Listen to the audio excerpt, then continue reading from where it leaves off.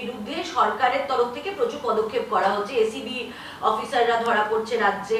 কি মনে হয় যে ঘুষ কালচার কোনোদিনও বন্ধ হবে না? জলের মধ্যে যখন মাছ ঘুরে বেড়ায় না, তখন কখন বাতাস টানে কেউ দেখতে পায়?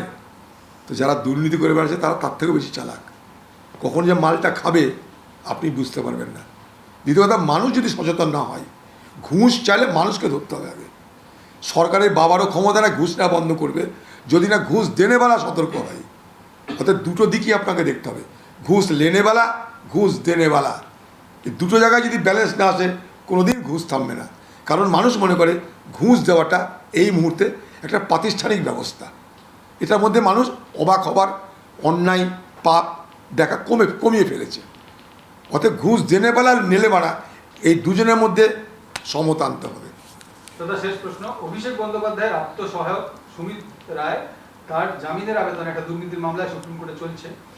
তিনি হাজিরা দিচ্ছেন পুলিশের কিন্তু সহযোগিতা করছেন না।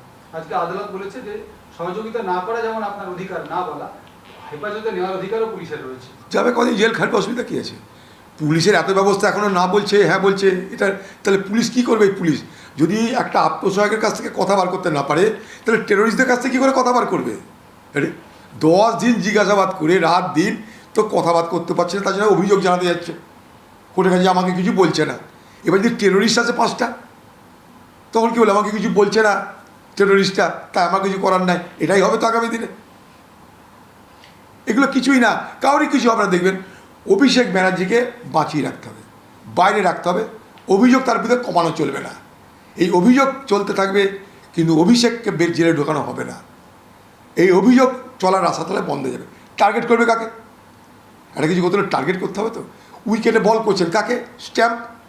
স্ট্যাম্পে তো হিট করতে হবে কিংবা ক্যাচ ধরতে হবে। তো সেইটা যদি না থাকে ব্যবস্থাটা, তাহলে খেলার কি মানে থাকলো? তো এই রাজনীতির খেলাতেও তাই, অভিষেক ব্যানার্জির কিছু হবে না, দিব্যি থাকবে, দিব্যি ঘুরবে, একটু কোর্টে যাতায়াতটা বেশি করতে হবে, আর কিছু হবে না। এই অভিষেক ব্যানার্জির ক্রেডিট কার্ড বন্ধ হয়ে গেছে এখন বলছে। আরে খাবার চালু করে নেবে, ওদের টাকার অভাব আছে, 1000টা লোক আছে ক্রেডিট কার্ড দেওয়ার জন্য, টাকা দিলে ক্যাশ দেবে, অসুবিধা কী আসবে? ক্রেডিট আর ক্যাশ, যা মাল কামিয়েছে সে তো ক্রেডিট কার্ডে কামায়নি, ক্যাশে কামিয়েছে। ক্যাশ তো অভাব নেই, আইদার ক্রেডিট আর ক্যাশ।